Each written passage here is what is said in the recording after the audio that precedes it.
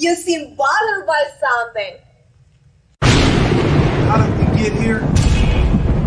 A CDMP TV and film presentation from Crazy D, the mind who brings you the Black Ice Chronicles, the Females DVD, and Situations DVD, brings you The Shifter. It's Halloween night at Crazy D's. And a pesky vamp is out for blood. Beware of the shifter. That's it. You gotta go beat it damn scram, man. Damn. Why don't you be a doll and find me a place to change? I need a place to change my clothes before I go. What? Don't try to hold me on the phone. D! You been holding out on me? No, I was just about to stop and help. You know I help the crackheads, D. Some people just don't have originality with their outfits. It's like I hear voices in my head talking to me and shit. I saw that punk ass Charles Pippen and his cousin leaving here. I learned the grace pose. Get your camera ready. We're here, like we said, for trick or treat. Crazy, what did you see? You seem bothered by something.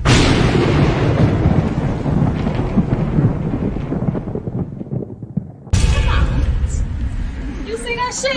Yeah, that crazy fuck in there. I don't know what the fuck that was for. Right. Shit. Can't stand that shit. Well, who's the pet bitch? Like, What the fuck was she mean? Oh, I told her to scratch that, poke that bitch eye. Beware of the shifter. Be at the premiere if you dare.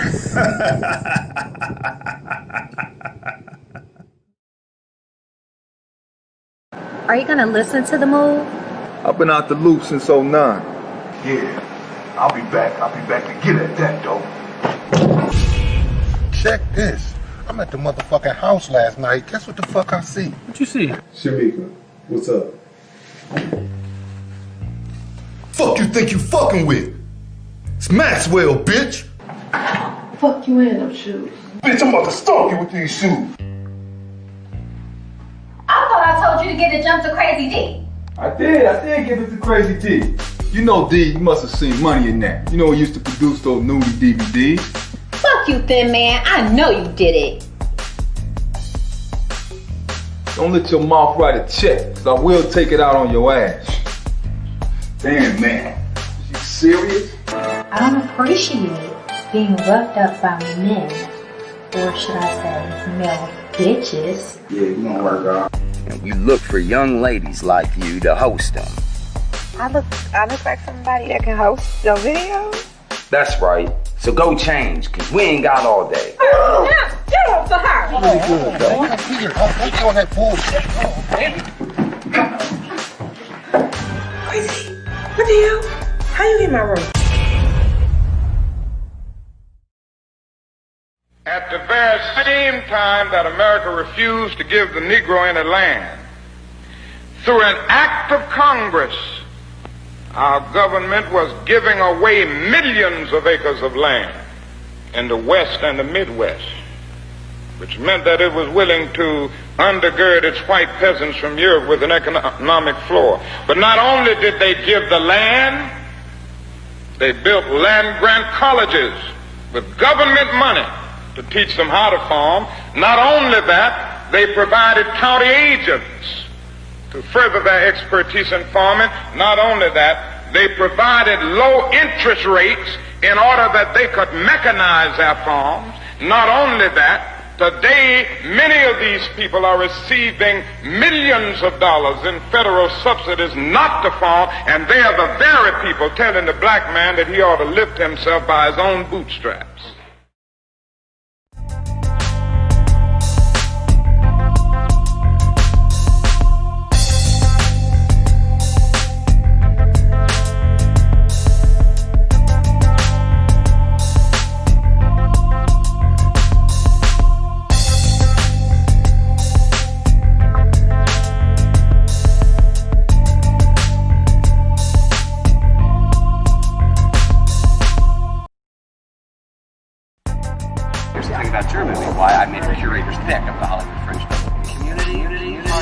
heart. It's like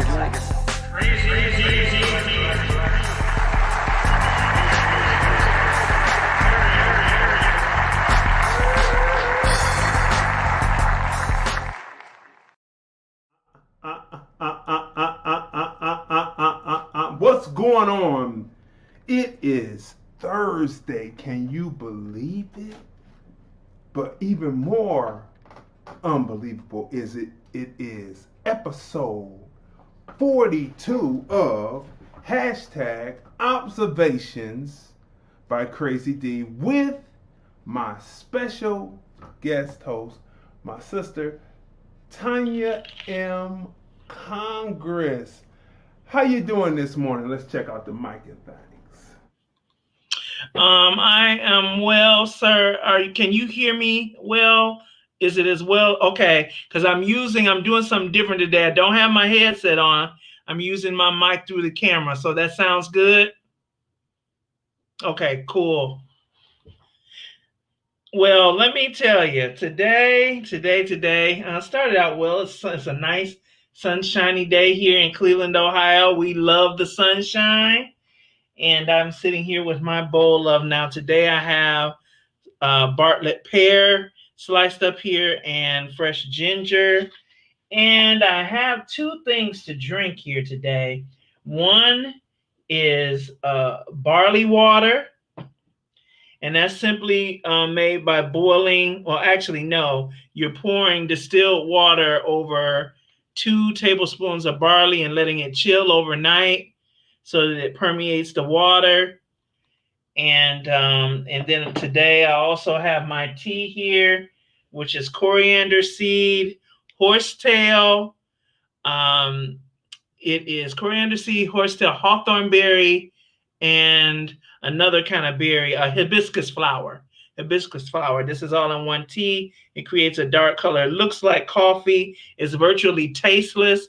So if you can take it tasteless with no sweetener, that's fine. But if you do sweeten it, use stevia or honey. All right.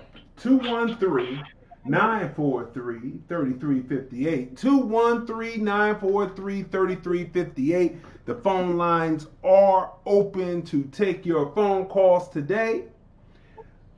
If you want to communicate with us through the phone line, 213-943-3358, after you dial, use the touch tone and press 1. And I will see the indication that you want to get in on the discussion. You know, touch tone, a technology brought by an American Black woman. That's right. We want to shout out to everyone who is watching us on Periscope, Vimeo, FB, and the Film Review Live channel. That's right, the Film Review Live channel on YouTube. Make sure you go there, subscribe on all of the platforms, press like, and share.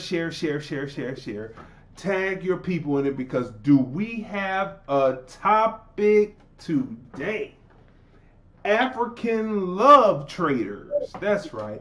African love traders trading your love. Observations TFR episode 42. Some American blacks who consider themselves quote-unquote Africans discuss the quote-unquote the return to Africa, when in actuality we don't need to leave our living rooms to invest and collect on the quote-unquote love of Africa. Every commodity sold in Africa is traded on the stock market. Everything. And when I say everything, I mean everything. And why haven't the mass of American blacks not invested in what they profess to love so much? Why, when the quote-unquote African festivals come to the city where various Africans sell their wares, are we as American blacks not smiling as we assist them in making profit because we know what we buy, we have invested in. Let's discuss 213-943-3358. 213-943-3358. How come we have not invested?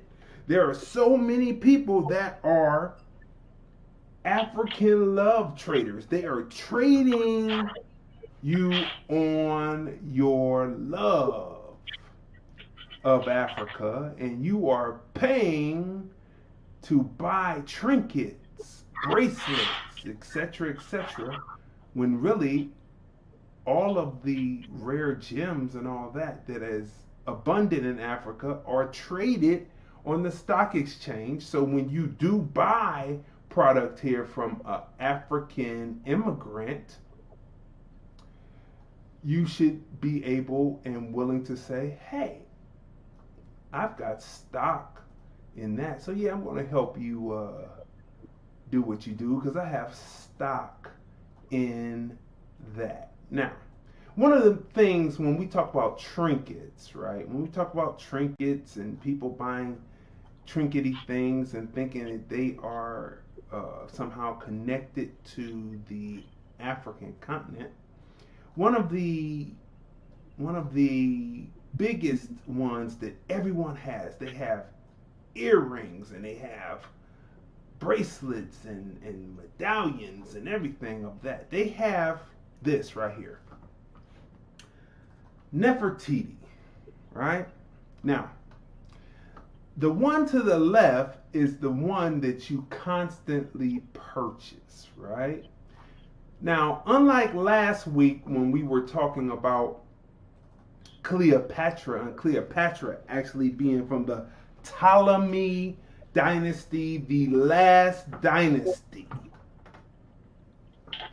Nefertiti, if you would look up Nefertiti and tell them what dynasty Nefertiti comes from, right? Nefertiti is from the dynasty that first proposed that there was only but one God, not monotheism, but not polytheism, but monotheism. Ramesses. Now, when was this? So this is very important. We have to dispel this off the top, because unlike Cleopatra,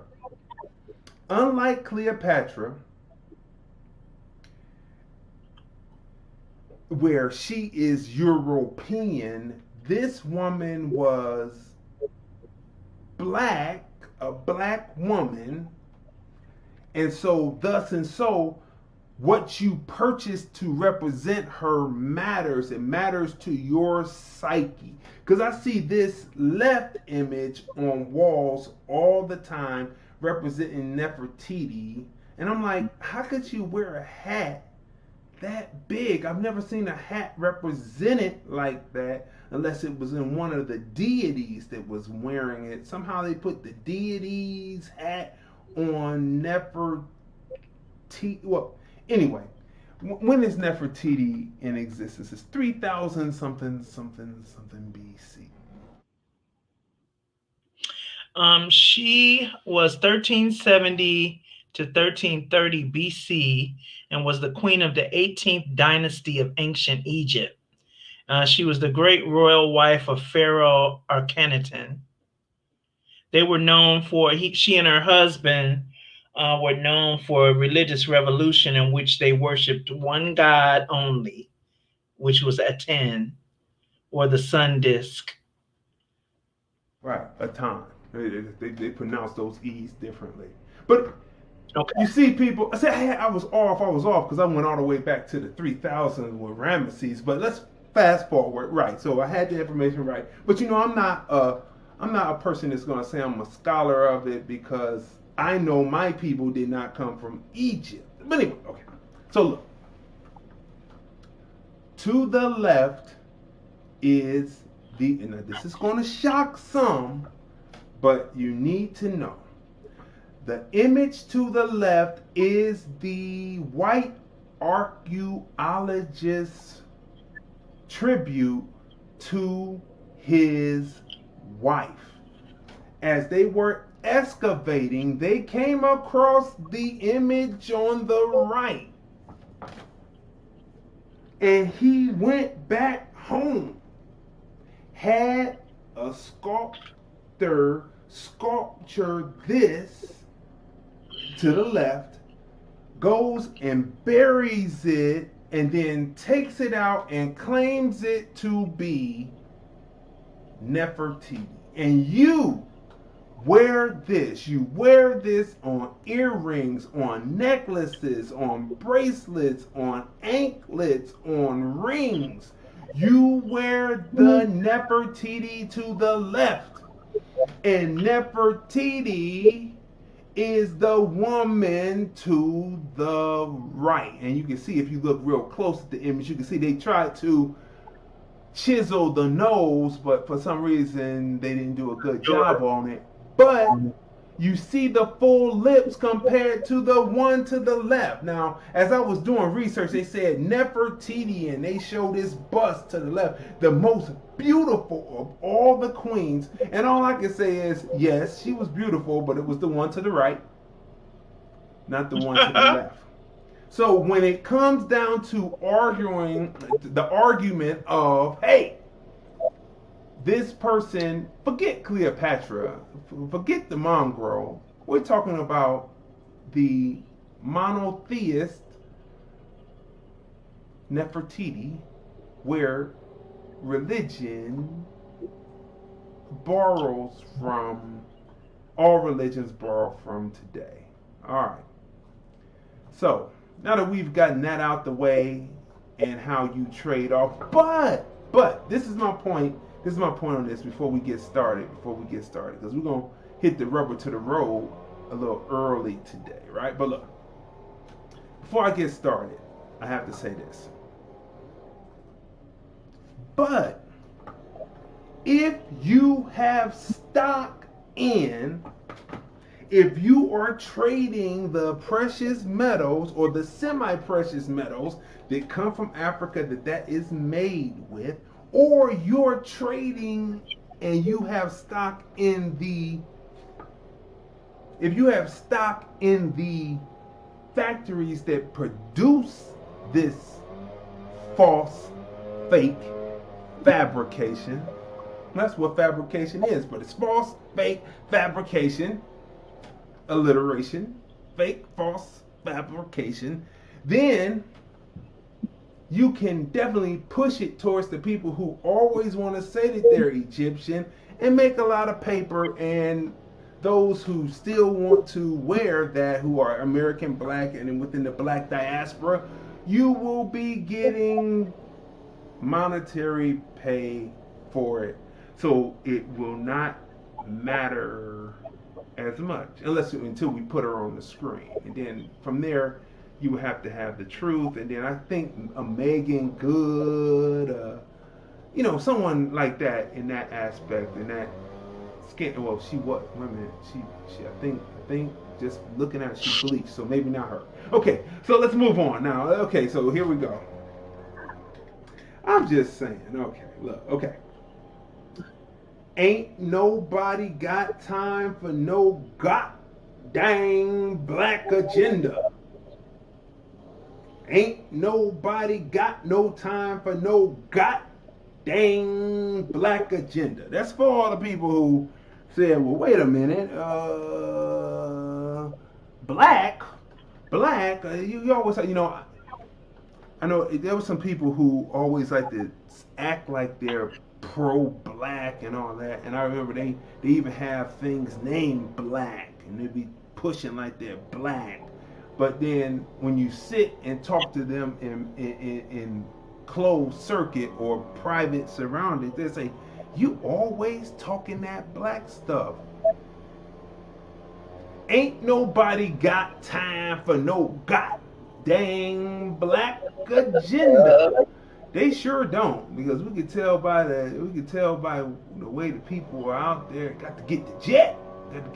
Move it in, move it out, move it in, all about disco, lady. But anyway, look. Okay. All right. You just got to have a little humor in this. I know they're gonna say, I can't stand that. And see, and you shouldn't be talking. Look, mother.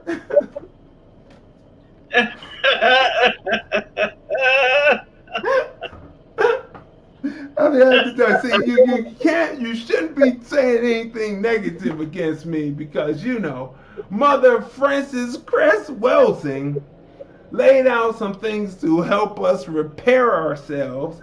And we know that those who aren't into the black agenda will not be able to hear this. But however, you shouldn't be saying anything negative against Crazy D, because Mother Frances Cress Welsing has spoken, and she said, stop name calling one another, stop cursing at one another, stop squabbling with one another, stop gossiping about one another, stop snitching on one another, stop being discourteous and disrespectful towards one another.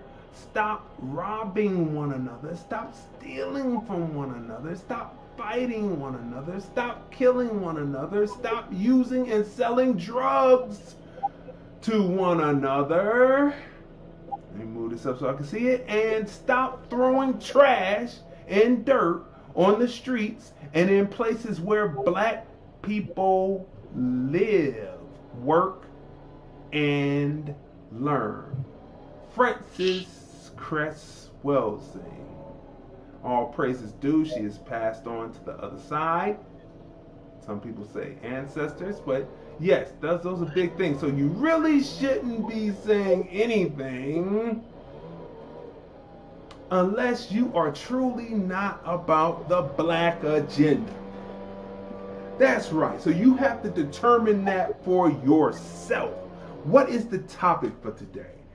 African love traders, trading your love. You have love. You go to those African festivals and they have the little trinkets and things, and you're picking up the little beads and things. And here is another meme right here.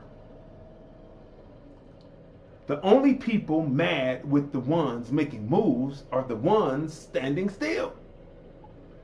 The only people mad with the ones making moves are the ones standing still. I'm telling you, smash the share button, smash the like button, tag your people in it, because we are taking a journey today, okay? We are taking a journey. We just have to prep to get ready to be on the road. Okay. Distraction time. Here's one that's a distraction. Arguably, this is a distraction, but it's okay. It's a great distraction, and I have a question for you, Tanya. 5-hour road trip. You can only listen to one. Mike, Kales, Marvin, Stevie. You can only listen to one. Which one are you listening to and why? Stevie Wonder, because of I think all of them had some kind of versatility, but the messages that Stevie, he was a consummate musician and speaker, and he was very conscious of what was going on in the world around him. And so he wrote about that. He wrote about the environment. He wrote about situations. He wrote about love. And he did that very well. And he was very versatile in doing that, the way he did it, the way he composed his music. It was very versatile. You wasn't going to get bored. Like if you sat there and listened to R. Kelly long enough, I mean, it's only so much sexting and stuff that you can hear about. Like, okay, if you're not involved in that right then, that's not going to serve your purpose. Marvin promoted a lot of love songs, and then he did social conscious songs as well. But the music, his background vocals and stuff like that, they were pretty much the same all the time. That's just my opinion. Michael, you was going to get some diversity, and he also did social conscious music and dance music, but just for me as Stevie, because I am a musician, and he was a musician and a composer and writer that was very conscious. So for me, Stevie. Okay. For me, it's girl, lay it on me. I place no one above thee. Take me to your ecstasy. It feels like you're ready. We're talking about art. We're talking about Kels. I just had to go Kels. Kels has everything. Kels has line dancing. He has up-tempo. And, of course, he has the sex songs. But I guess it's a generational thing. Like Michael Jackson, like, I couldn't sit up, like, when it starts blazing with the guitars, if I want to hear guitars, I'll go listen to Chuck Berry or something, or Led Zeppelin or something if I want to hear some guitars. So not that Marvin is okay, but Marvin is a generation, and he switched over from doing conscious music when he saw a chick come in the studio, as the story says. Stevie is excellent. The Key of Life album, automatically, just one album, but his whole body of work. But it's something about Kels. It's a generational thing. And I remember going to the concert at the Public Hall when R. Kelly was when he was headlining, and I was standing back in the doors because I was just walking around, and I stood back and I watched how he went from a sexual song and then went to Happy People, right? And the whole energy in the auditorium changed. It was amazing. It was like everybody was like, oh yeah, or to everybody started partying. It was like God hit the room or something. So for me, it's Kels no matter what. They said he did. Free Kels, free Bill Cosby, because it takes two to tango. It takes two to even compete. That old classic Pillow Talk song. Takes two to tango. Takes two to even compete. Let me say. Okay, wait a minute. Okay. Go ahead. Say what you're gonna say. As far as R. Kelly is concerned, he was a highly, what you'll hear in some circles as anointed musician and writer, and he had the ability to move a crowd. Actually, he does the exact same thing that a praise and worship leader does on Sunday morning at a church. It's the ability. So that ability was a God-given ability to move people through music. However, when a musician that has that type of anointing on their life, Jodeci had it too. If you were at any of their live concerts, their whole band was church musicians, and then they, all four of the brothers, had come out of the church. So when you see people waving their hand, doing their hands like this, that's the same thing you see done in church on Sunday morning during the Sunday morning worship.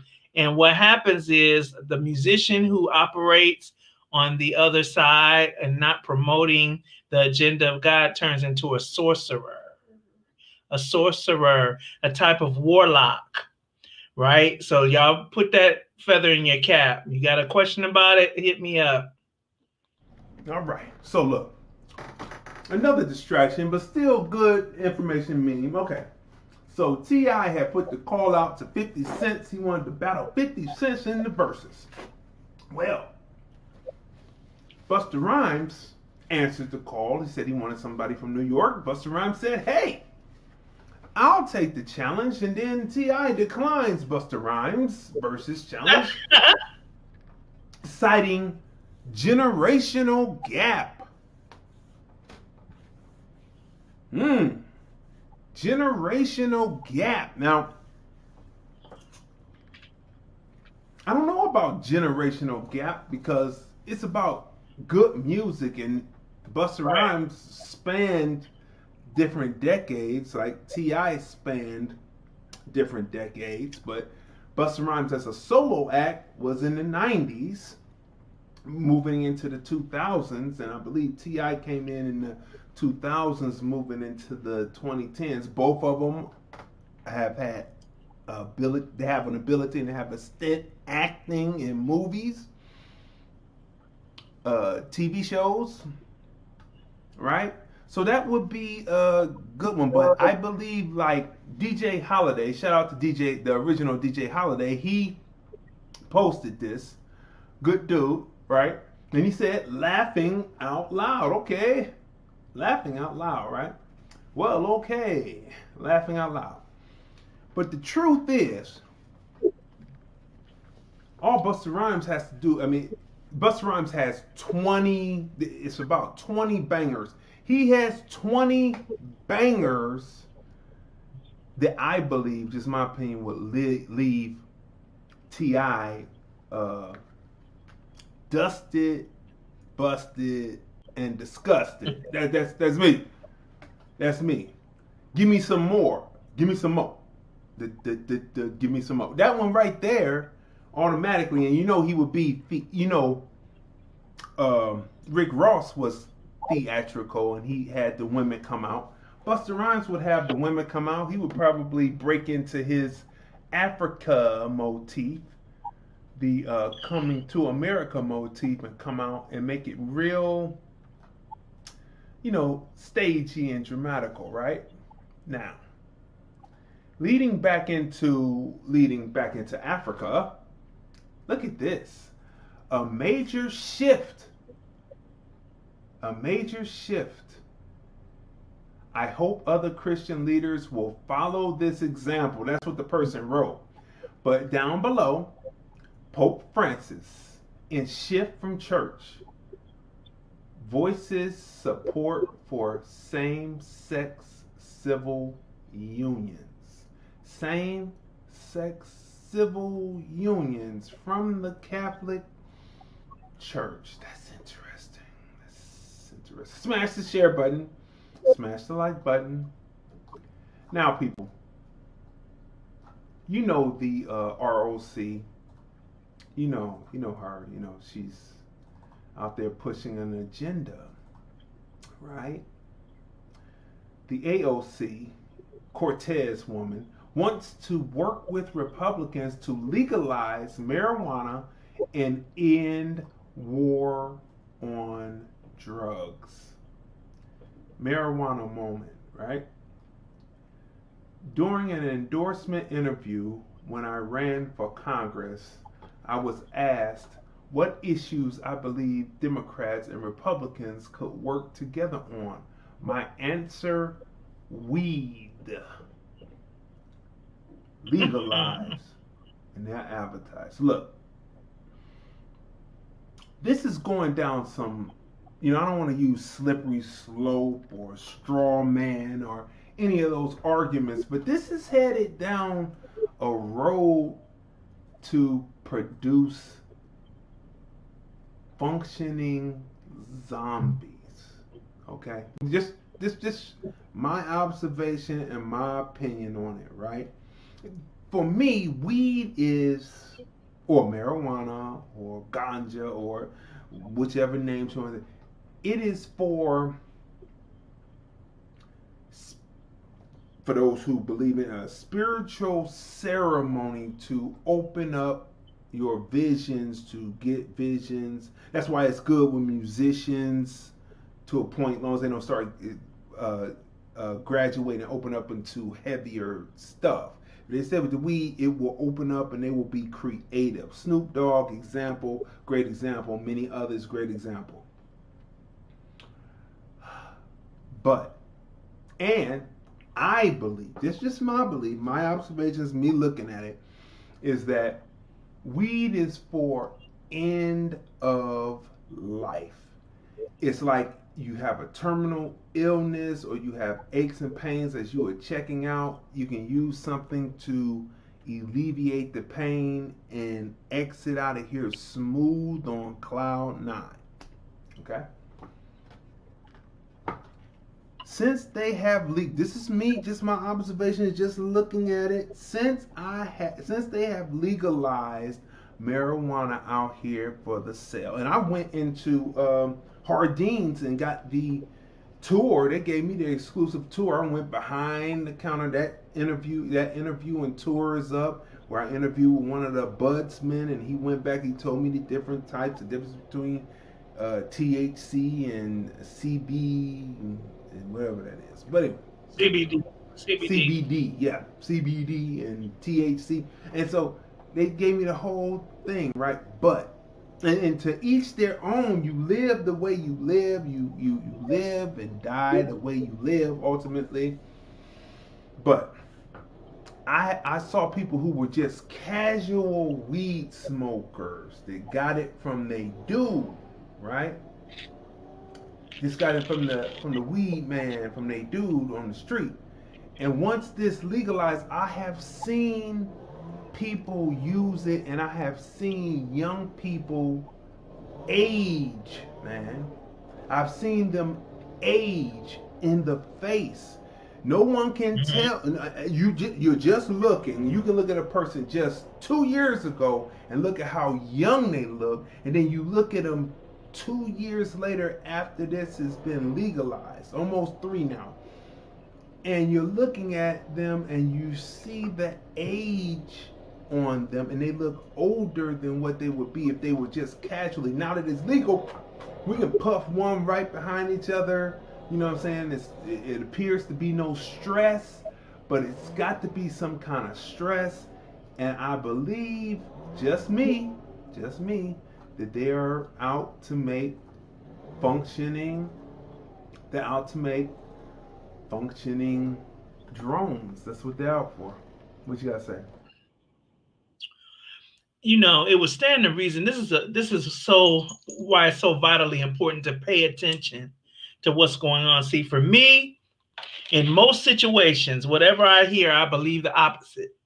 Because and whatever I see, I'm looking further into what's on the surface. Because when they began to legalize that and give approval for that, that would say to me that there's something else in it, which is the reason why you're pushing it. You're allowing it now. It took you all this time to allow it because you needed to formulate it so that it is sellable in the different stations that I don't know what they call those dispensaries. The dispensaries that sell it, they got a certain grade of marijuana. They have a certain grade of it, and it looks different. It looks different than street. It looks different, and the potency is different. There's a different type of effect. But what I understand it's beyond just the everything cool. Yeah, man. Yeah, what's up? No, it's beyond that.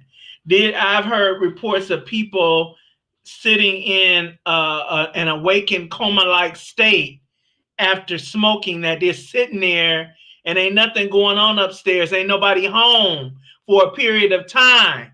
Now, what do you think is going to happen if you keep, we got this weekend, I had several drivers that's working for, they're working as independent contractors, and that's basically all they're going to be able to do, because they're not going to be able to go into a regular brick and mortar type situation and work, because their concentration is not there. Their ability to articulate is not there. They're dragging, they're forgetting where they're supposed to be going. I don't know. I think my Whole Food order ended up in Peru somewhere on Saturday.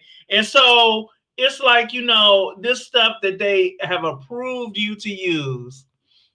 And now you're so happy about going to use, my weed is legal. Yeah, weed is legal. You're so happy about it. And they gave you a new type of poison. That's why they legalized it. And they're going to double back and make the money off of it. That's all I have to say about that. And you're going to be drones. Tracy Latrice, our producer, says, how about working together on the Justice Act? Let's not worry about the weed. The weed is going to handle itself. How about having worked with Tim Scott and the Justice Act so that as the young black male that happens to be under the influence of legal marijuana will not get his head ripped off by a race soldier. How about that? All right, here's another thing, another revelation that came across the another slide. Jada Pinkett Smith. Jada Pinkett Smith hasn't been having a great year in 2020. You know, certain things came out, entanglement and all that. It was an entanglement. Jada Pinkett Smith said she was a drug dealer when she met Tupac Shakur. Let me say that again. Jada Pinkett Smith said she was a drug dealer when she met Tupac Shakur. She was the very thing that was selling to Tupac's mother. Didn't say that she was selling to Tupac's mother, but she was the very thing that was selling to Tupac's mom that made Tupac's mom sick. From a panther to a crackhead. Baltimore, Maryland, right?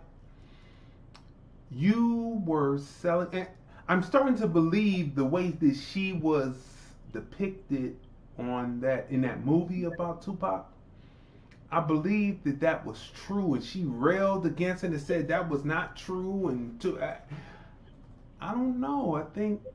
I don't know.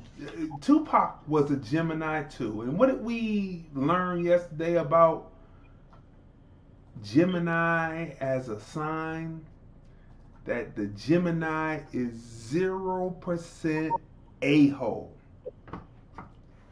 What you see is what you get with a Gemini. You know how people have angles and they have ulterior motives in what they do.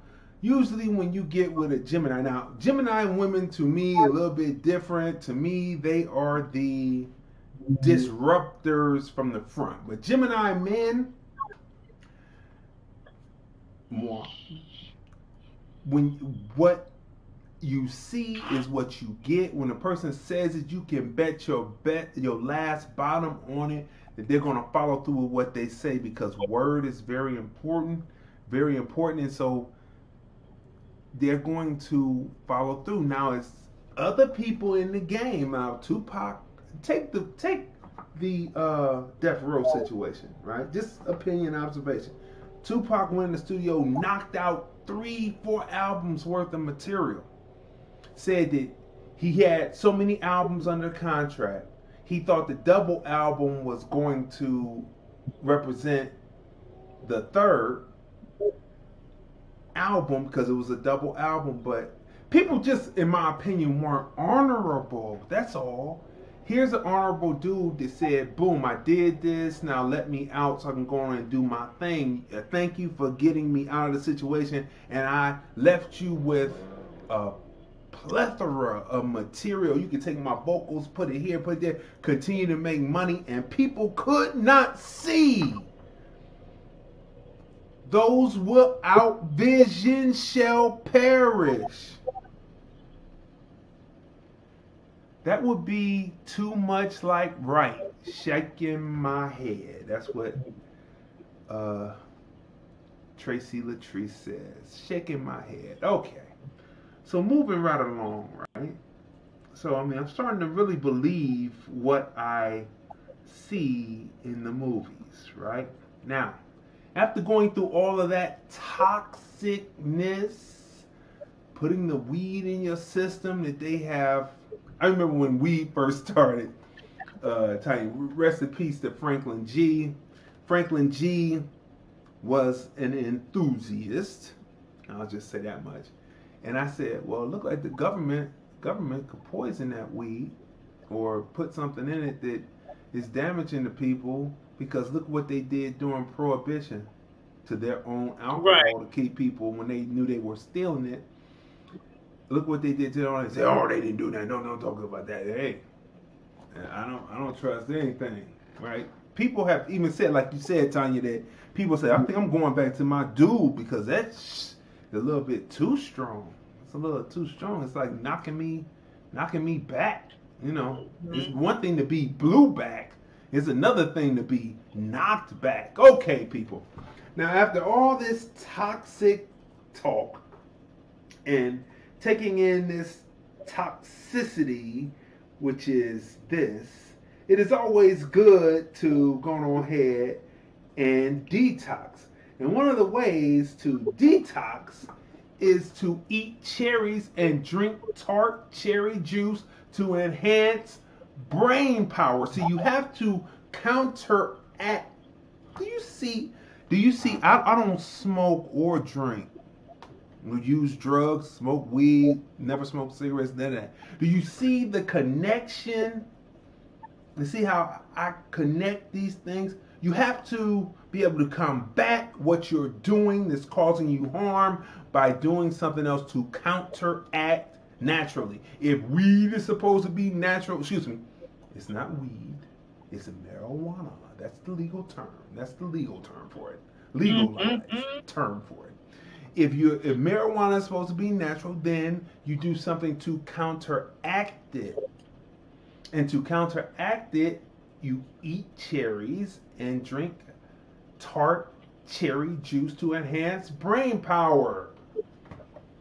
What you got to say about that? To enhance brain power. See, the thing is, and those two things are excellent. I keep tart cherry juice here, and it's good for so much, especially for those of you who are younger and encountering things in your body because you have too much uric acid, like gout. Tart cherry juice is a must to keep in your refrigerator. But see, when we're talking about enhancing brain power, you enhance brain power when your cells ain't burnt out. I mean, if you're going to continue to smoke marijuana and burn your cells, it's only going to be able to empower what's left. And so after a while, it's like, but you know what's funny about that, though? In my senior graduating class from Jane Addams, the class valedictorian was a weedhead. In fact, they called her BO for burnout. She was a weedhead, and she walked around, real pretty girl too. She walked around, and she was, how can I say, she wasn't as blown back or had the look of being intoxicated as most people that did that, but she just was kind of, lax or whatever. And she graduated as valedictorian. She was a straight A student. And then years later, after I saw her, I remember I went to apply for a job at the Federal Reserve Bank downtown. And who was working there but her? She had a job she was a supervisor at the Federal Reserve Bank, and she had been a regular. And she hung out with regulars that did that. So, I can't really speak to that. Still, science says that it destroys brain cells. So that means she probably was a certifiable genius without that. She probably was a certifiable genius. But it's very important that you, and equally, when we talk about putting things that detox your body, I know somebody that is a 30-year alcoholic, but they are a vegetarian. They are a vegetarian. So consequently, they don't have any health problems. I mean, their liver and all of that stuff that would normally have sclerosis at the amount of drinking that person has done. He's healthy otherwise because he's a vegetarian. So that food is medicine and medicine is food. He's balancing out the alcoholism with the food. That's right. Everything has to be done in balance, right? That's why African love traders, trading your love, smash the share button, smash the like button. Everything has to be in balance. And this is what we're talking about today. You have love for Africa. You're an American black person. You got to make sure that you're not just being a consumer, but a investor to collect on your love. Let's continue. Now, my name is George Grum. I invented the potato chip. Now, the potato chip is one of the nice tasting things. It's also one of the worst things for you if you keep eating it. But it's good. But you do things in balance, in moderation, right? You drink, you eat the potato chips, then you drink some apple juice. And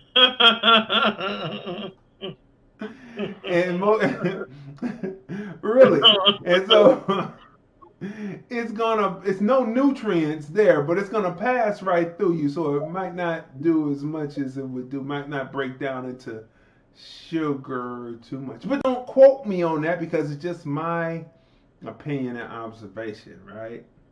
Now, here's one that is interesting. This has been raging since last week, and we even covered it, but it keeps twisting and turning. I'm telling you, this election is like twisting and turning like the great last season, the previous season of The Chi, season 3, twisting and turning. This is DJ Ellery Smith. I put his name up because Ellery is a dang great DJ from Cleveland, Ohio. People remember him as DJ Frost. Okay? DJ Ellery Smith. DJ Ellery Smith said, "Dear Ice Cube and 50 Cent, y'all should have called me. I would have told y'all not to trust them dudes." That's a Cleveland term, dudes. Them dudes. They tried to do me the same way. They are not to, I guess he would say, be trusted. So what we're talking about is Eric Trump took this picture. Now, I was there in Las Vegas filming for the radio show I was filming for. We passed right past Cube and 50 Cent when they shot that photo. And matter of fact, I have it on film because I had the camera moving across on a tracking shot. Cube, his wife was over to the left of him, his son and daughter was there. And they were sitting there, and these hats are not the hats that they had on. So Eric Trump took it upon himself to do some Photoshop. And he said, "Two great courageous Americans, double American flag." Ice Cube at 50 Cent, and Ice Cube above it said, I'm going to say it because he's talking about a white person, "Nigga, please. Nigga, please." Let that sit for a minute. As we're talking about having investments to collect. Now, we talked about this before, but I need to make this bigger to the point so that you can see this. You see, when I say that everything is being traded on the stock exchange, I mean everything is being traded on the stock exchange. So, as we showed you yesterday, and I brought this up bigger so that you can see it. You see, prostitution is going down not going down like going down in number, but it's going up in number, which means it's happening, which means in our slang, in our terminology, it's going down, it's happening, right? So not only is the commodity of, well, we're going to get to that, but the commodity of sex is there. Neo-abolitionism. Illegal to buy sex, and for third-party involvement, legal to sell sex, illegal to buy sex for third-party involvement, legal to sell sex. That's kind of like here in Las Vegas, you know, and this is the firecracker law and the firework law. It's illegal to buy it, but it's legal to sell it. I mean, what does that mean? That means at your own risk, right? Legalization, prostitution, legal and regulated. Look at all the green spaces that you see that it's legalized in, right? Tunisia, it's legal in Tunisia, right? Where else is that? It is. Oh, we talked about that on the episode of the film review. Senegal is legalized, and you know, people come over there. The European is advertising, so the commodity is there, right? Legalization, prostitution, legal and regulated, right? So this is what's happening in Africa for all those who are so romantic. What do you have to say to that real quick? That's amazing. It looks like the more we look at it, it looks like that Africa is taking a plunge. It's a fast plunge, swift plunge with this prostitution and stuff like that. And I'm sure that because now all of Africa, for those who don't know, all of Africa is not poor and impoverished like when they show the Nigerian children that are starving. All of Africa is not like that. All of Africa is not non-civilized. There are homes and highways and stuff. Everybody is not living in a hut and things like that. I say that because I encountered somebody years ago who said something ignorant to an African person we were talking to. But nevertheless, there's so much going on here, and I'm sure that it is because of the poorer countries that they have found that they need to turn to prostitution and stuff to make ends meet and stuff like that. And that is a crying shame when the resources of the land are so rich. The land is rich in resources, and it must be going outside the land. It must be they must be coming in, digging up stuff and just taking it from them, for them to have nothing and turn to this as a source of employ. A source of employ, right? So look, ladies and gentlemen, if you didn't know, if you got your mouth swathed by Ancestry.com, Blackstone acquired Ancestry.com for $4.7 billion. Wow. Is your DNA safe? Like, you know, there's African Ancestry.com, and the man who runs that, who is a black man, says he will never sell to people, never sell it. Smash the like button, smash the share button, smash the share button. We are taking a journey. Now, he said that he will never sell African ancestry, but Ancestry.com sold for $4.7 billion, and it has passed hands. Now, who is Blackstone? Well, let's look at Blackstone for those, because we're talking about investing. If you're going to invest, if you're going to be victimized, you might as well invest to see a return on your victimization. I'm going to say it again, so it's going to be clear. If you're going to be victimized, you might as well invest in those companies that are victimizing so you can see a return. Every person, for example, who eats McDonald's, and we know, no matter what they say, just our opinion or observations, however, that your arteries will clog if you eat that every day. American black people should have stock out the wazoo invested in a health fund to help you later in life when they have to declog your arteries or put you on all kinds of treatments, right?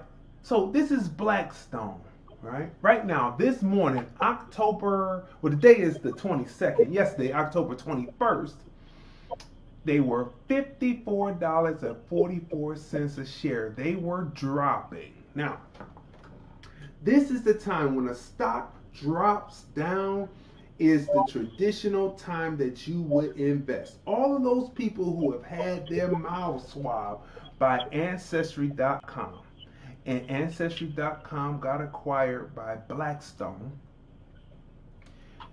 for them having your DNA and being able to acquire it to make money in what they call alternative investments, you should have stock in Ancestry.com. So no matter what they do, you're living on easy street. We have to begin to switch our minds around. What's the topic for today?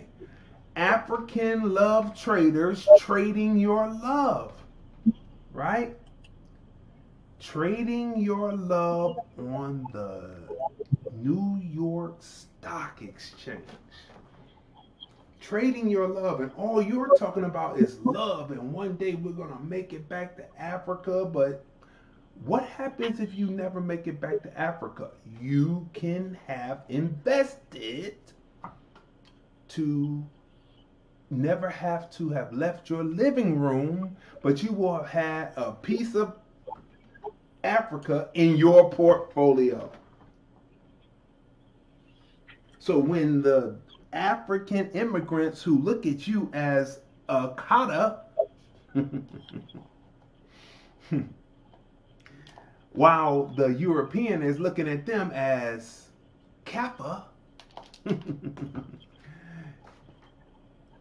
when they come in the festival and they're saying, brother, they say, yeah, I'm going to buy this because actually what you're selling, I'm making money off of, because actually you're a commodity for me. So sell on, African, because you are a commodity for me. Ancestry.com bought by Blackstone for $4.7 billion. The stock is down right now, as stocks tend to do. It's time to buy.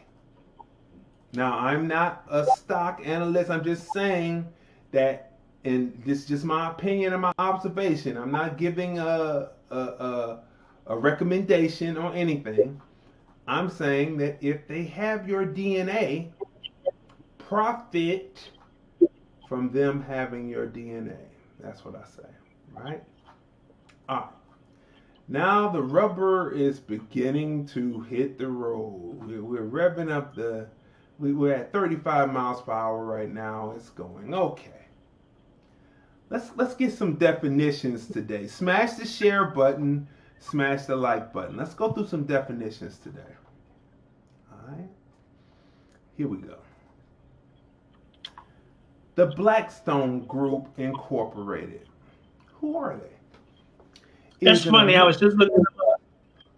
Is an American private equity alternative investment management firm. Remember that word, and alternative investment management firm.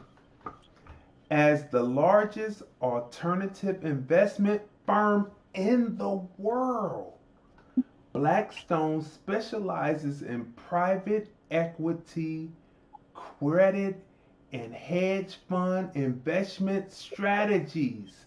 It's traded on the New York Stock Exchange. Its abbreviation is BX. It's not only the Bronx, BX, but BX is its trading symbol. $54.44 a share. CEO Stephen A. Schwartzman, 1985 to present, founded in 1985. Assets under management, are you ready? 571 billion. 571 billion US dollars. Headquarters, NYNY. Subsidiaries, Michaels. You know Michaels, the craft store? At one time, the Weather Channel, but Byron Allen bought the Weather Channel for $300 million back in 2018. So no longer there, right? Founders, Stephen A. Schwartzman and Peter C. Peterson. Peter C. Peterson. Now, what is alternative investments? Alternative investments include private equity or venture capital, hedge funds, managed futures, art and antiques, commodities and derivatives, contracts. Real estate is also often classified as quote unquote alternative investments, right? I hope you taking this down, because smash the share button, smash the like button, because we are setting solution today. Now you might say, hey, I don't want to do this solution. My brothers was my brothers. But everybody else is getting their piece, and it's time for American blacks, as we love Africa so much, to get that piece. Okay. For those who do. Okay, so I asked this question on the internet. It was actually a combination of another question, and it was a mistake, but it brought this information up, and I said, hey, here it is. Question: is Africa alternative investment management? Right? And this is what came up. Asset management in South Africa. Now, these are companies with their own entries that you can click. Now, you didn't know that Africa was being traded like this. I know you didn't. You thought it was the dark continent. They have American blacks so afraid of Africa, or they have American blacks on such a rudimentary thought of Africa. Oh, we got to go back. Oh, those are our ancestors. And they don't have you on that move to own. Smash the share button, smash the like button. People should see this in first run, because the information we are putting down is vital to making a mind state and getting out of that mindset. Okay? So, question: is Africa alternative investment management? These are all companies. Asset management in South Africa, 10 things to know. Pension funds set to stimulate the African alternative. Interview: searching for Africans alternative investment. Home: African Infrastructure Investment Management, AIIM, right? 15 best alternative investments, okay? Now, all of this has to do with what's happening in Africa, right? I mean, you can apply this to not only Africa, but you can apply it to Europe. You can apply it to even the United States, Mexico, South America. But we're speaking on Africa and how African love traders trading your love on the New York Stock Exchange. 10 best alternative investments. I bet you didn't know. They talk about investments on television, but they never tell you about alternative investments. And it's right there if you know where to look. Alternative investments. 15. Real estate investments. Fine art. That's what Jay-Z and Beyonce are into, right? P2P lending. Cryptocurrency, farmland, collectibles, commodities, and here's one: you can collect on tax liens. right? That's just a few out of the list of 15. I have to let you go research the rest. But so you see, even on tax lien. So if you have a tax lien on you, if you were smart, you would invest and collect at the same time while the lien is on you. I'm just saying. Win. Okay. Now, this one comes from, smash the share button, smash the like button. We haven't done definitions in a while, but this is very important for your investment portfolio because you know your generations have to win. In the midst of all this white supremacy and bigotry, you can use the systems that they have set up to make yourself okay, as Buckwheat would say, right? From Africa.com, it's a 5-minute read 1 year ago. The top 10 countries to invest in. The top 10 African countries to invest in. Number 10, Cote d'Ivoire. That's how it's pronounced. Cote d'Ivoire is French, right? Number 9, Ghana. 8, Nigeria. Now, isn't Nigeria in the news? And of course, we have a video package that I edited up. We're going to answer some questions. Why are they in the news if they're in the top 10? Oh, wait, let's continue. Tanzania, Rwanda, Kenya, Ethiopia, Morocco, Azania, I call it Azania, but it's South African by the Euros, but it's actually Azania by the Africans who are Azanians. And number 1, Egypt. The top 10 countries in Africa to invest in, right? And of course, we have maps and everything. So smash the share button, smash the like button, because I have maps and everything to show you what's there to invest in. So this is a information packed episode number 42. Okay, now as we're going through, we have to look at it. So remember, African love traders, trading your love. Smash that like button. We're bringing information. Smash that like button. Smash that share button. Let the people know that this is happening. Let the people know. Matter of fact, if you're listening to it on the replay, smash that like button. Leave a comment. Share it to your friends. Because this is invaluable information for American blacks and the black diaspora. How come the Africans aren't just investing in their demise? So invest in it, and then you will have money not to get and be demised. See how that works? As they're taking your shit, you're making money in the stock market. Okay, you get what I'm saying. Best investments in 2020. Best investments in 2020. High yield savings accounts, certificates of deposit, money market accounts, treasury securities, government bond funds, short-term corporate bond funds, S&P 500 index funds, dividend stock options, right? NASDAQ 100 index funds, rental housing. What's that? What's those B&B?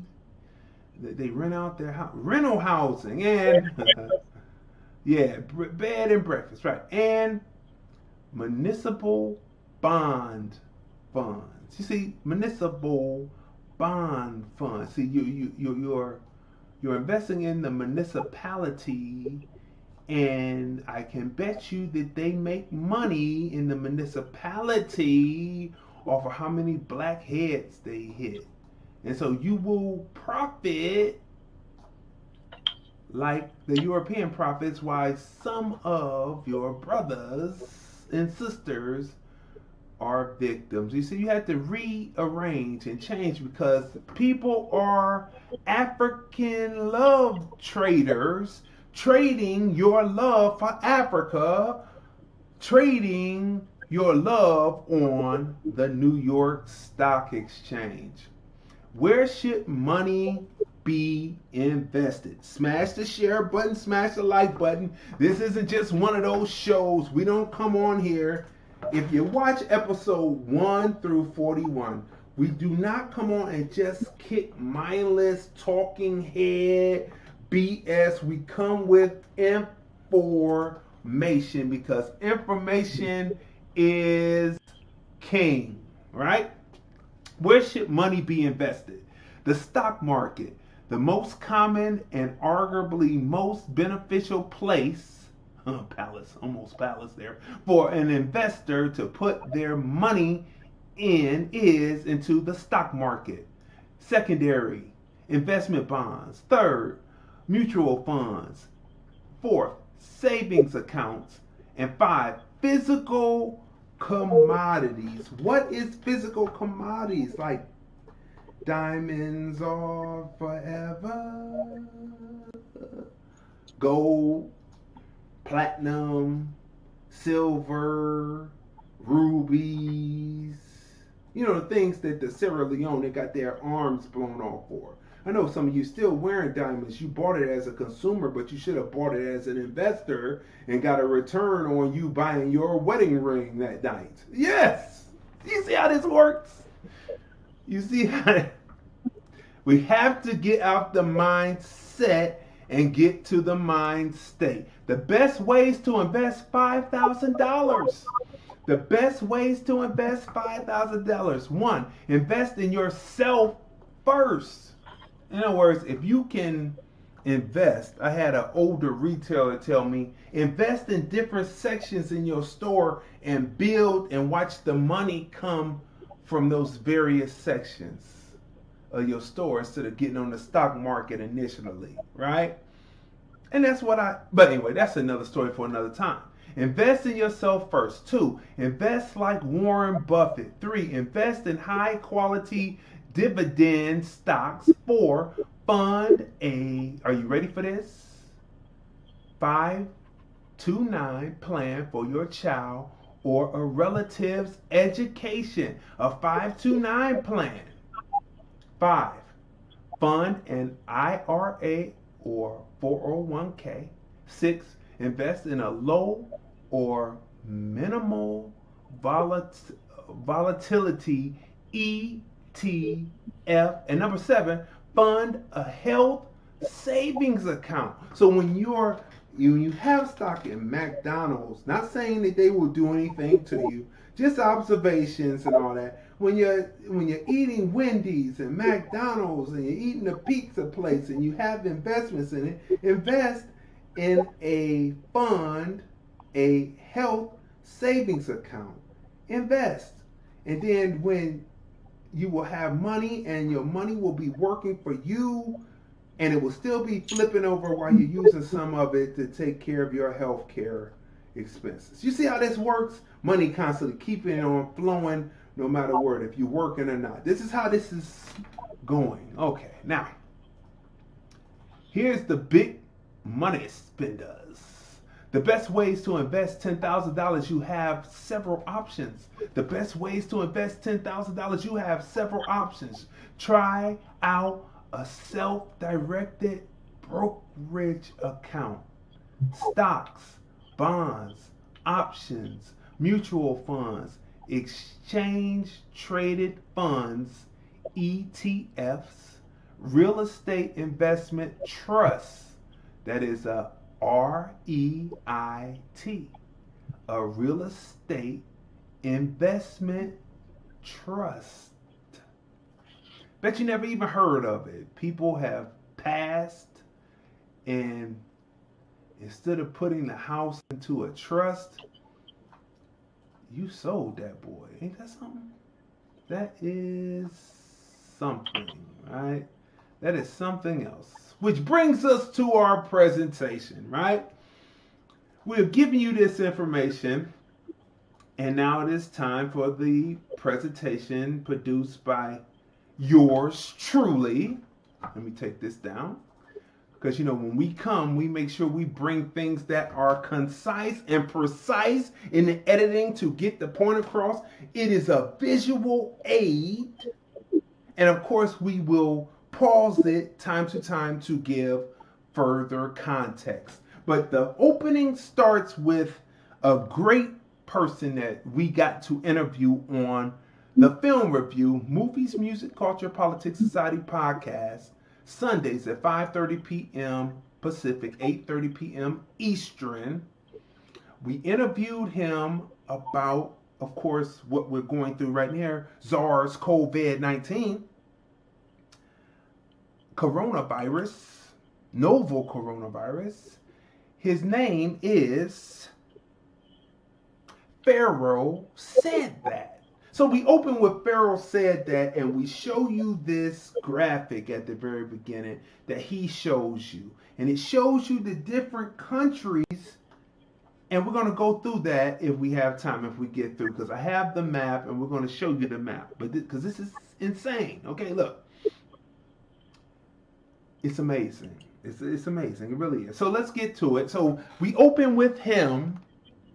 And this is a logic, man, because sometimes people are on that circular situation, in that mind set and not in a mind state, and they don't even know how many years have lapsed on their necessity to have FANAC. But here we go. 99.9% of the brothers over this 41-year period that told me we need to go to Africa ain't in Africa. Can you believe that shit? 99.9% of the brothers over this 41-year period that told me we need to go to Africa ain't in Africa. Can you believe that shit? 99.9% of the brothers over this 41-year period that told me we need to go to Africa ain't in Africa. I'm catching some feedback from you on your side. It's the speakers, the microphone is picking up the speakers. So I just had to let you know that. I had to let you know. Yeah, here we go. So as Pharaoh says, it's been 40 years for some of his compadres who were talking about going back to Africa. Test your mic real quick. Make sure it's still. Right. Can you hear me? You're on. You're perfect. And they have not gone. They have not gone. Let's hear that triple time one more time, because you have to put it across to people 3 times for people to get it. And sometimes I've noticed 7 times if people purposefully don't want to get it. 99.9% of the brothers over this 41-year period that told me we need to go to Africa ain't in Africa. Can you believe that shit? 99.9% of the brothers over this 41-year period that told me we need to go to Africa ain't in Africa. Can you believe that shit? 99.9% of the brothers over this 41-year period that told me we need to go to Africa ain't in Africa. Can you believe that shit? Let's have a top-down view of the different types of commodity markets there are out there and look at 3 of these in a bit more detail. We can probably split commodities down into a few sections. First of all, I think energy commodities. These tend to be some of the most popular. So we have pauses. Make sure that you take notes on this, because this is very important to know commodity trading. And we're gonna go through this. Make sure you smash the share button, smash the like button, because we are disseminating information today.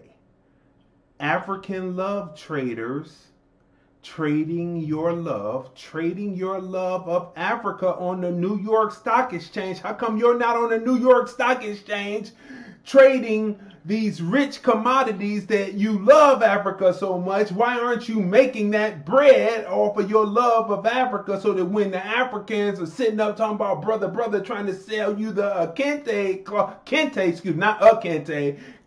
cloth from Ghana, you will say, yes, I have stock in that textile.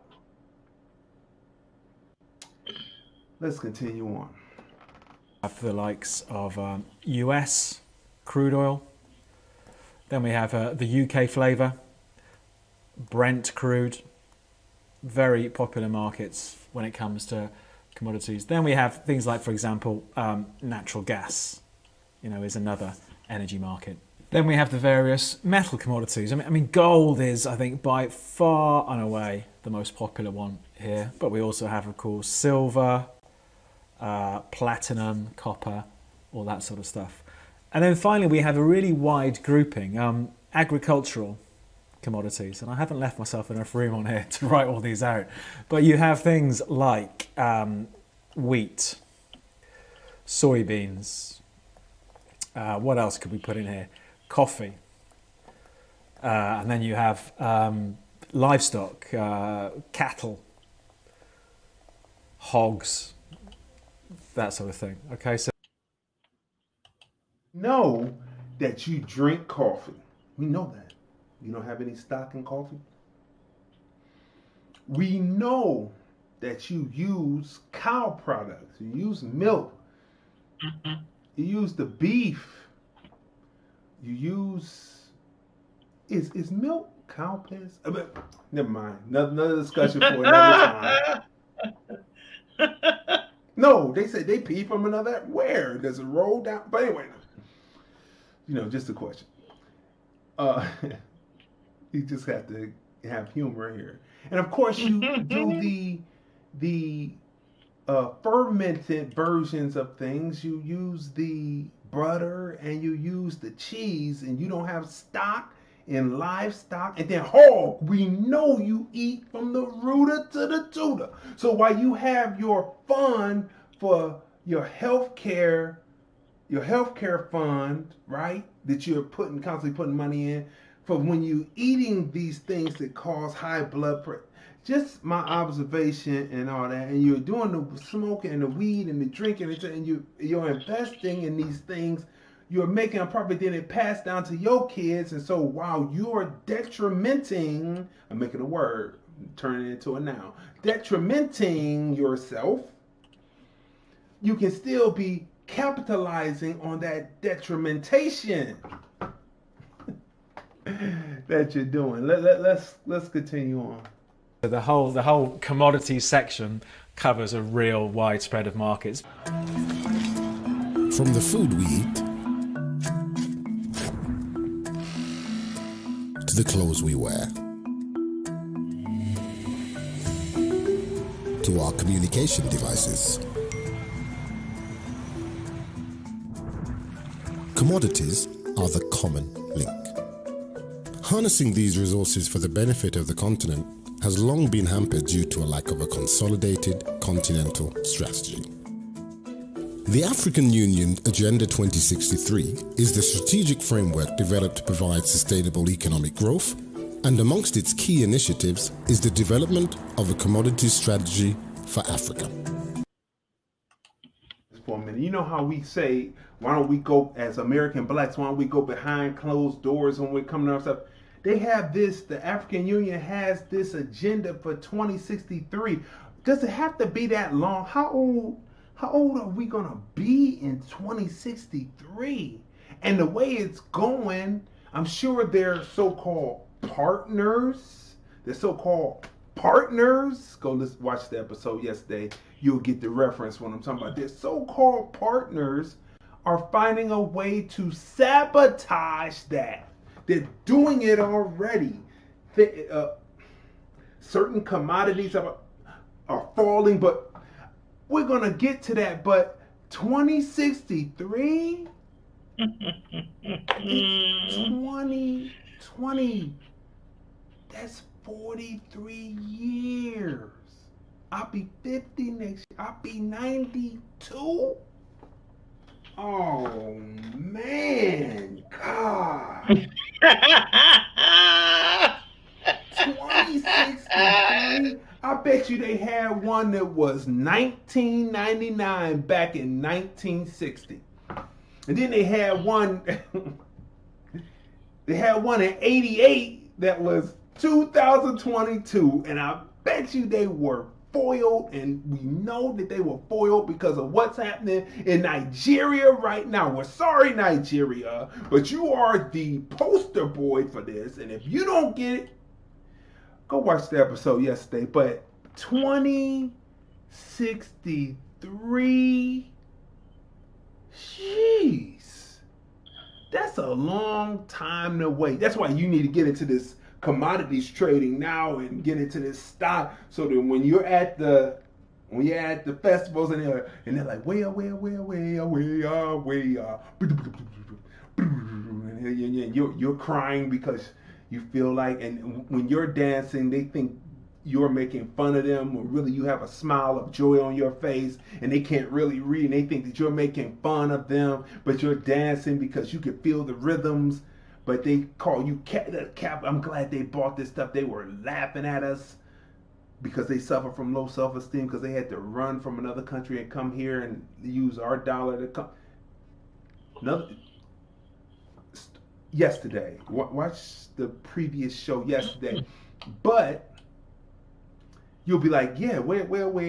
But you are a commodity. Everything that you're selling, I have stock in those rare gems that you paid for. And I'll be a consumer, but I'm also investing on the other end, which means I'm going to see a return on what you did at this festival, directly or indirectly, or how you look at it. Let's continue on.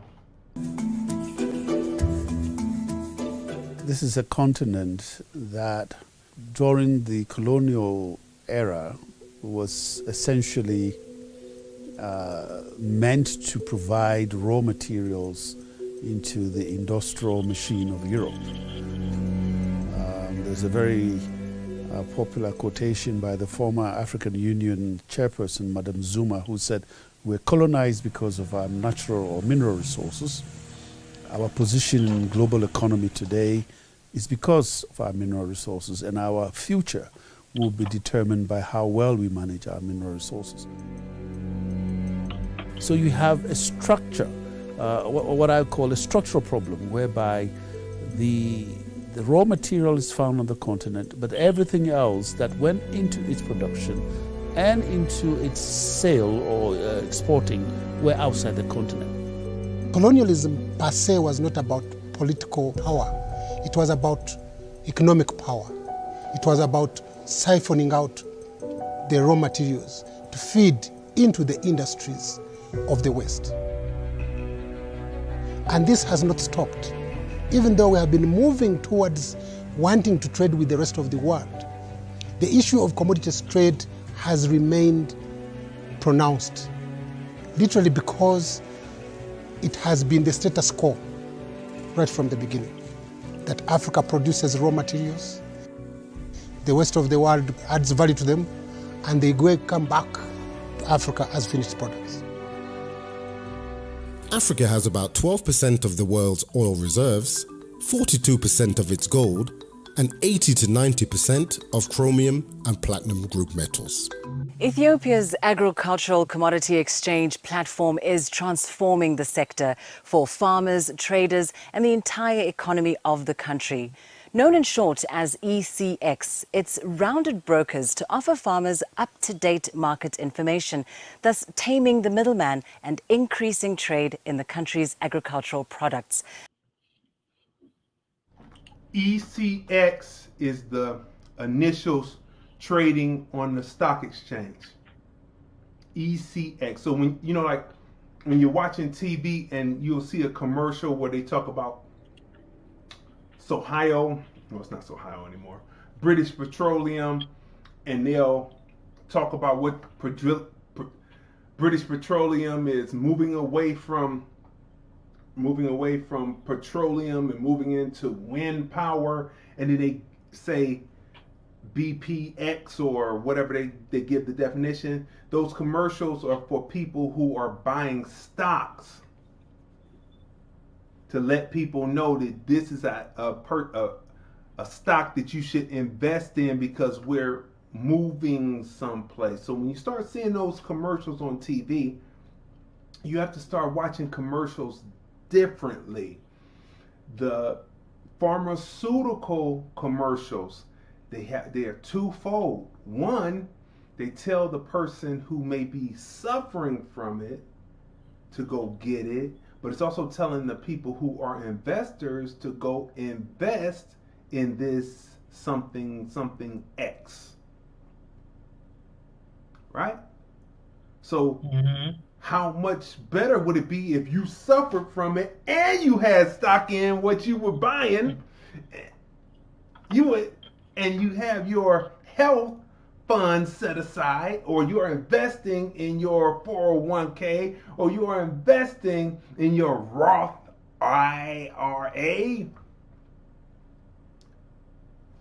something to pass down to the children, right? So how much better is it to be taking it and not only being a consumer of it, but being an investor in it and getting a return?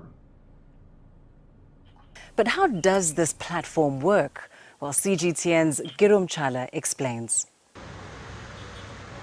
12 years ago, with the aim of integrating scattered agricultural output marketing platforms into one, the Ethiopian Commodity Exchange was born. It's an end-to-end platform that brought together not only services such as quality certification, but also storage and market information to especially farmers in the agricultural value chain.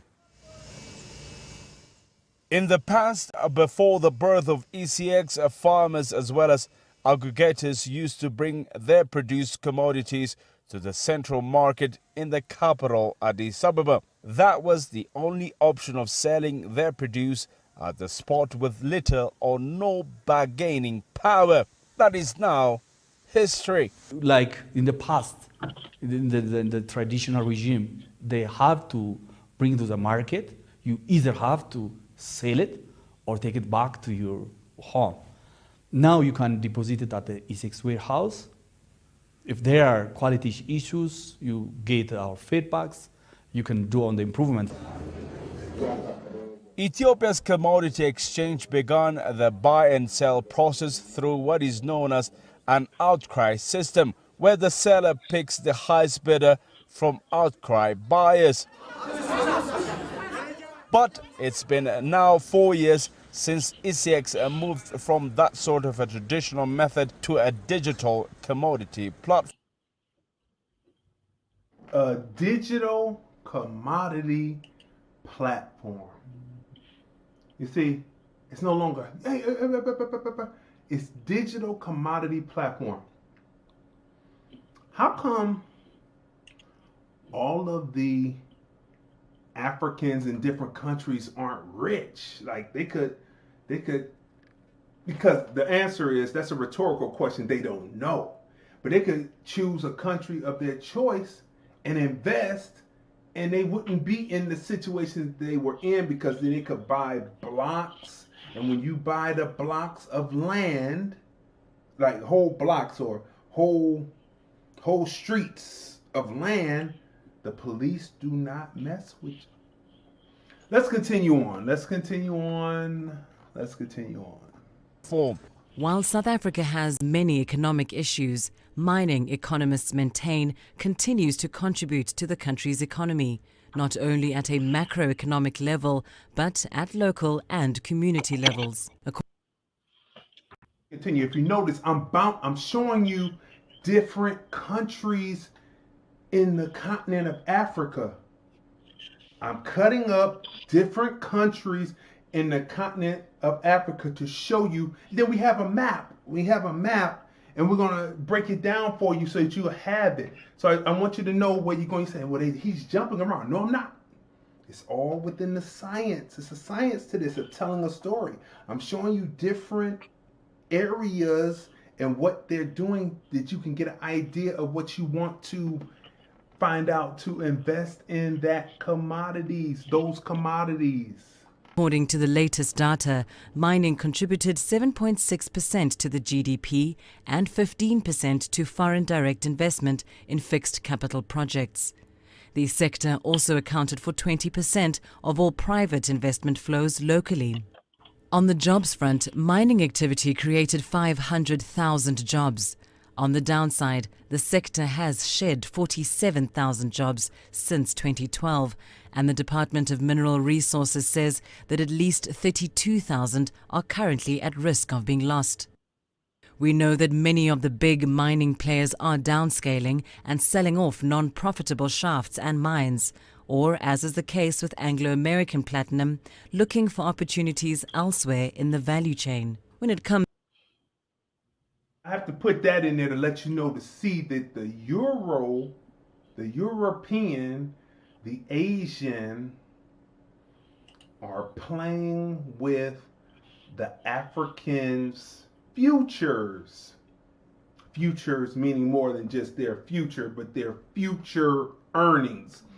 They're playing with them so that they can get them into being recolonized before the 2063 plan kicks in. That's 43 years from now, and they already playing with them. They tried to get SARS COVID-19 over there, but for some reason it's not sticking.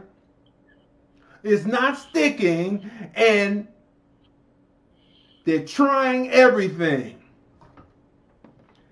Smash the share button, smash the like button. This is real talk here. I had to put it in to let you know what you're dealing with. But either way, as African love traders trading your love on the New York Stock Exchange, they're trading your love on the New York Stock Exchange. You're talking about you love Africa. Oh, isn't that sad what they're doing? If it's good or bad, you still collect because you invest. Let's continue. to exports, mining was responsible for 25% of the value of all exports. While the quantum may vary, many African countries are in similar positions, and governments are re-evaluating their economic policies in a drive to diversify. The South African sector is on a similar drive. It's looking to add value and build a value chain in the country to beneficiate natural resources. The Department of Trade and Industry is exploring a specialist development zone in the Platinum Belt near Rustenburg, although plans remain a little sketchy. Analysts say that these and other plans need to be implemented so that the sector can stabilize and eventually be ready to take advantage of the next commodity upswing. Now, one country that has been heavily dependent on oil is Nigeria.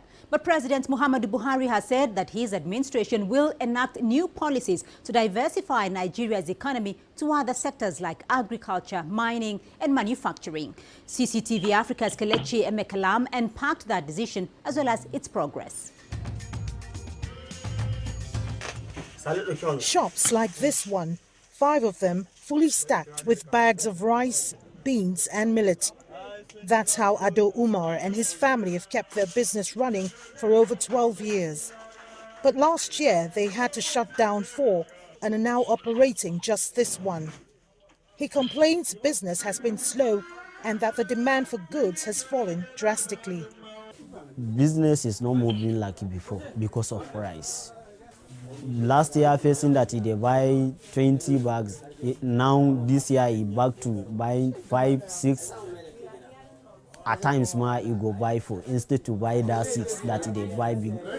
But before he is buying 20. A huge lot of the rice here is imported. Nigeria consumes about 300 million tons of imported rice, but import volumes are now on a downward spiral. For more than a year, the country's economy has been battered by the effects of falling crude oil prices. Its currency is on a free fall against the US dollar, and the economy slipping into a recession. Now that is a report from 2016, right?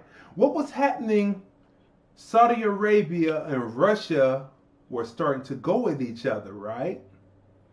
Starting in 16, when Trump became elected, because they thought that Trump wasn't going to be, they were believing the media reports that Trump wasn't going to be able to handle it because he was in such a friendship with Putin. And so they went into this. I'm just my observation, my opinion. They went into it and it started dropping the prices around, and then they were going, who could drop a barrel of crude oil lower than the other? And then the United States came in. Now the United States is the largest producer of oil through that pipeline that they don't talk about anymore. Remember when the Indians was out there and that pipeline went through. And now it's delivering that crude. Well, it's not crude, it's something else that they have to change into crude, but it makes the United States have jobs. So you need to research, people. You need to know what's going on. But that's what was happening on here, but it's still relevant to the day. That's why I put it there. Here we go. This translates into a rising cost of imports and less disposable income in the economy. In the past decade, Africa recorded one of the world's fastest economic growth figures. Propelled by crude oil exports, Nigeria enjoyed a robust growth rate of 7% until recently, when crude oil prices came tumbling down. Its GDP is now projected to grow at 4%, and that too could slide even further.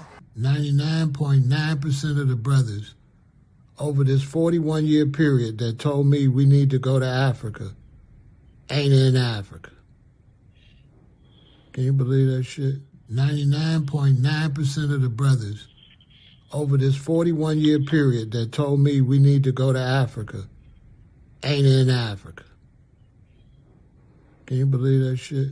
99.9% of the brothers over this 41-year period that told me we need to go to Africa ain't in Africa. Can you believe that shit? All right, so look. So we open with Pharaoh said that, and we close with Pharaoh said that, and we have the map up. Do you see this map? Let's look at crude oil and petroleum. Petroleum is everything. You know, like how you get petroleum jelly. What is petroleum jelly? There is a famous company called Vaseline. Do you have stock in Vaseline? Do you use Vaseline? Do you use lip balm? Do you use anything like that? Do you have future earnings in any of that? Let's look at this. Let's start at South Africa, which is Azania. What is South Africa rich in? That's red. It's reddish.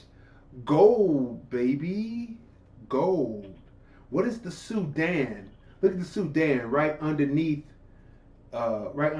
Egypt. You see, Africa is, the word Africa is at the top right, and then Egypt is kind of like diagonal, like right down from it. It's got that little tip like a widow's peak. That's Egypt. But right underneath Egypt is Sudan. That's where the Egyptians went down into the Sudan and somewhat spread out into Central and West Africa, right? But anyway, so the big reddish thing that says gold, real big, that is the Sudan.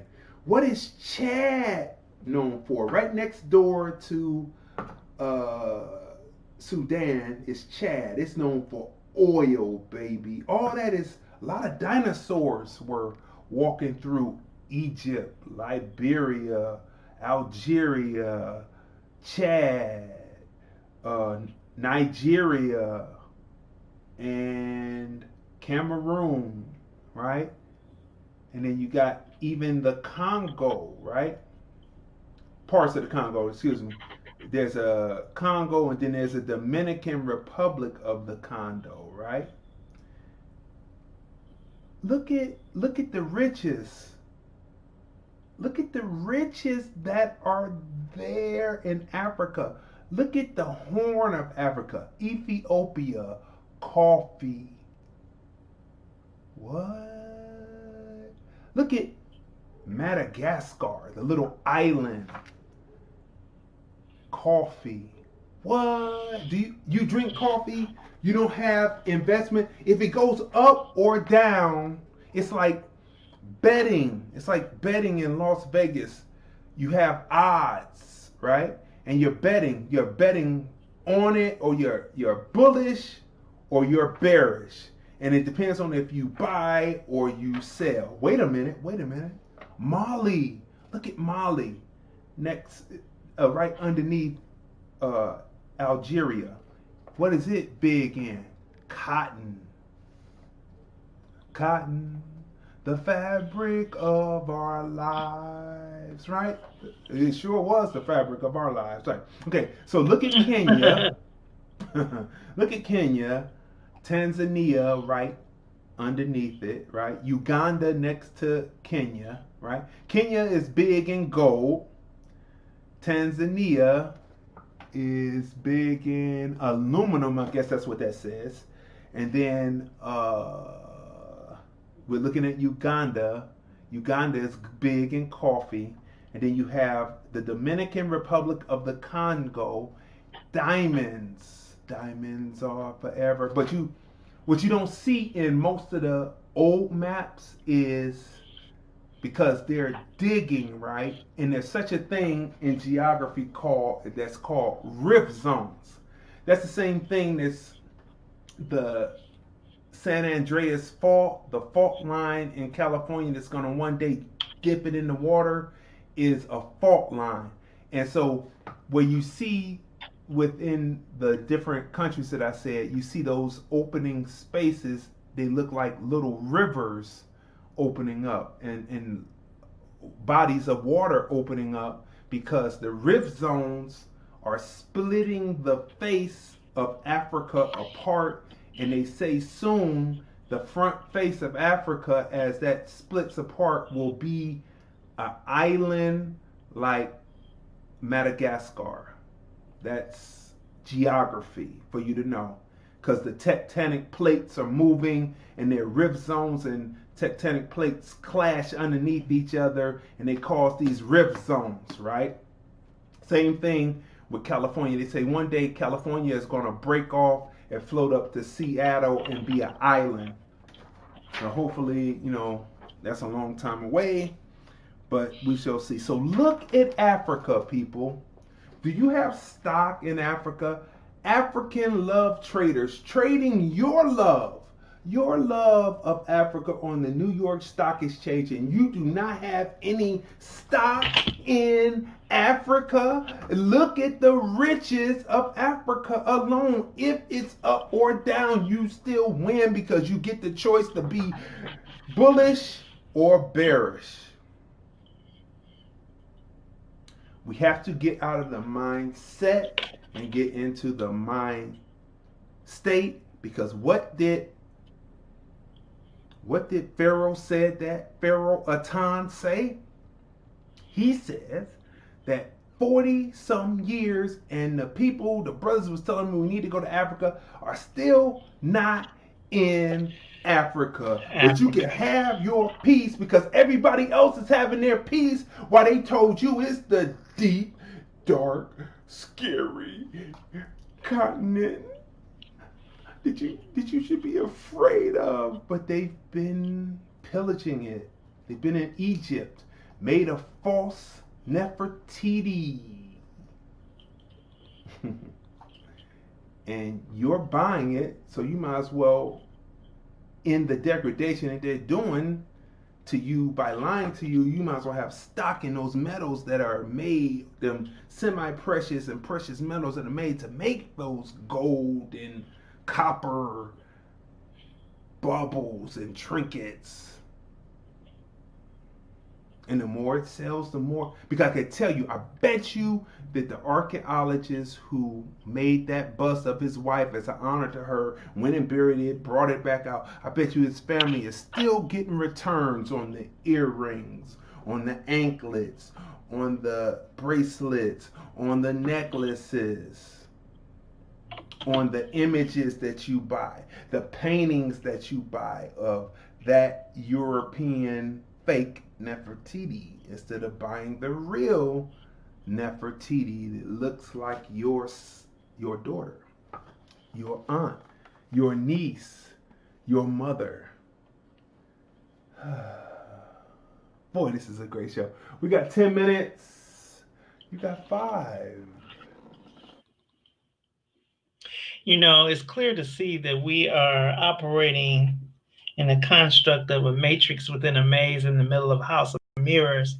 And it's going to take a clear head, clear mind to navigate through this stuff to know what you're supposed to be doing now. All of these shows are very robust in their information, and it warrants going back and listening to them several times in order to ascertain what it is you're going to need to empower yourself to move to the next level and position. You got to empower yourself to position yourself. So now he just showed us this map of Africa and all of the, you know, it's one thing to know that the land is rich in resources. And it's another thing to see what resources are where and what we should be doing. And he's absolutely right. Why would you wear something that you're not invested? So in order for you to wear it, you have to purchase it. So you're purchasing as a consumer, but you have no stock in it, but you have love for the, you see how this is kind of balancing out? There is no balance. And what I'm looking at here is the thing that's perplexing to me is that, see, in order for you to grasp what he just said, to get stock in the African countries, get some stock in those things, you have to be of a mind state that you're shifting out of a certain place in life, period, into another place. And you're doing it not only for you, but the generations that follow you, right? Because there's no reason why we shouldn't have stock in it. There's no reason why we shouldn't. And so that's as soon as I get off of here, I'm going to start looking up some stuff because I drink coffee. I had already moved on the gold thing. I'm already looking into investing in the gold thing, but I want to invest in it coming from there. You know, I want to be sure that my resources that I invest in is coming from there. And a lot of you may think that investing, you need a whole lot of money to start investing. There are investment companies that you could start with $50. You start somewhere, start to invest in what you can invest in, and then go from there. As you start building money, then you put it in. It's the same thing. It's the same principle as you know, those of you who may have dealt drugs or whatever, same principle. You ante back up and you sow back in until you keep making the money. Then you take it, you ante it back up, you distribute some other places and invest in another stock. You know, and you keep it moving. We have to get in the mind of generational wealth. Generational wealth. You ever hear your grandparents say, oh, you know, they got that old money? And they say it kind of begrudgingly, like the people, something wrong with the people having old money. They have old money because they made good decisions. They made wise decisions concerning stocks and bonds and all kinds of stuff that you invest in, real estate and stuff like that, while we wore all of ours. We've been dressing to the nines now. You know, we wore all of ours. We wore the gold. We were consumers and not investors. So you can't get mad at the investors as getting a return on your consumption because they know that you are a consumer. So as long as you're a consumer and you're thinking along those lines to consume, there's something to be said about that. Y'all need to go read about the difference between consumers and investors. They prey on you, and you can't blame them. You can't be mad at them. You're just we have to change our mindset to a mind state. Our mindset is, you know, I gotta look good. I gotta floss. I gotta do this thing. I gotta drive this certain vehicle. This is what shows my worth.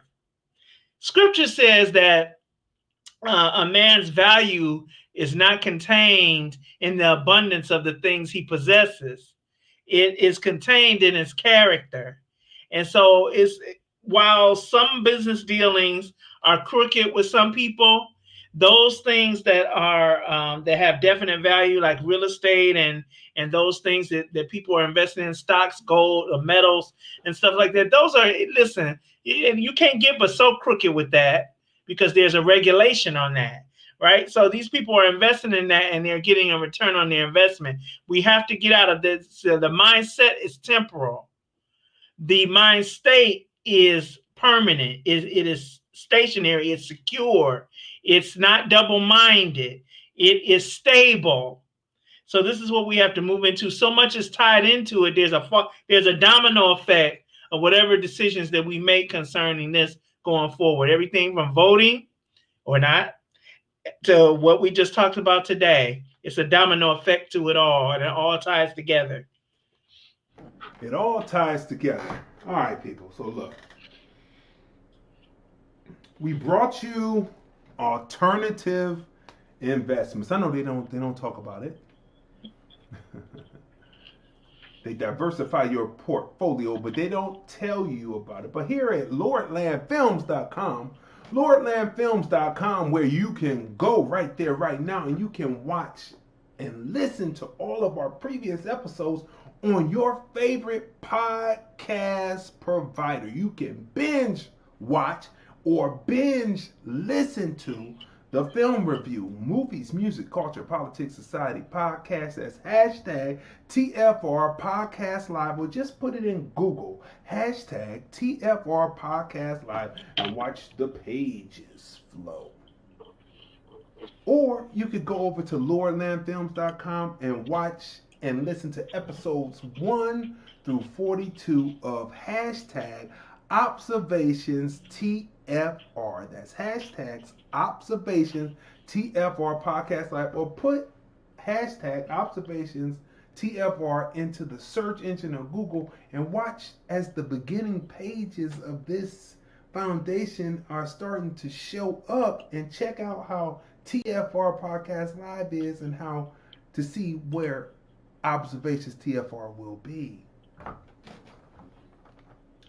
We're about disseminating information. We're about the advancement of American Black people. We are not about party unless we're having a party about how we were so successful and everybody is jamming together. We're having a party. But I'm not about party. We're not about party, Dixie, or Republic. We're about American Black people and the advancement of American Black people. What are you about? So we disseminate information and we bring it to you. And this right here is some of the most dangerous information that can be disseminated, because they know that you're not thinking about it. And it even passed. They did not try to cut us once because it went above the people who programmed the bot's head what they were watching. Stealth, man. But I'll let you know what it is. Get that information and utilize it to, while you consume, you have invested. You say, yes, let's go to McDonald's. Your boys might not know, but your boys probably got stock in it too. They say, yeah, let's go to McDonald's. Everybody getting a Big Mac and getting that cholesterol filled. When y'all get older, you know, I got this health plan. So did I, dude. I never told you, but that's why you was pushing me to McDonald's. That's why you was pushing me to McDonald's, dude. Doesn't make a difference. We're not saying that McDonald's is going to do anything to you. That's just an example because they did that documentary, so I used them. But that's not saying that they're going to do anything more to you than any of the other fast food places. But McDonald's is still the spearhead because it was considered the best. Everybody wanted it when they were kids, right? So, this, I believe, is one of our greatest shows. And I can tell you that we are more than proud to have brought you and disseminated this information to you. Tomorrow is Friday. Can you believe it?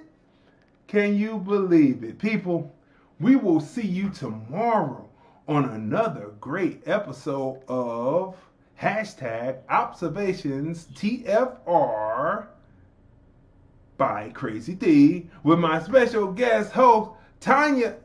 Special guest host? That sounded horrible. Special guest host, Tanya M. Chris, I'm out. Here's the thing about your movie, why I made the curator's pick of the Hollywood Fringe Festival. Community, heart, you're doing it. Crazy.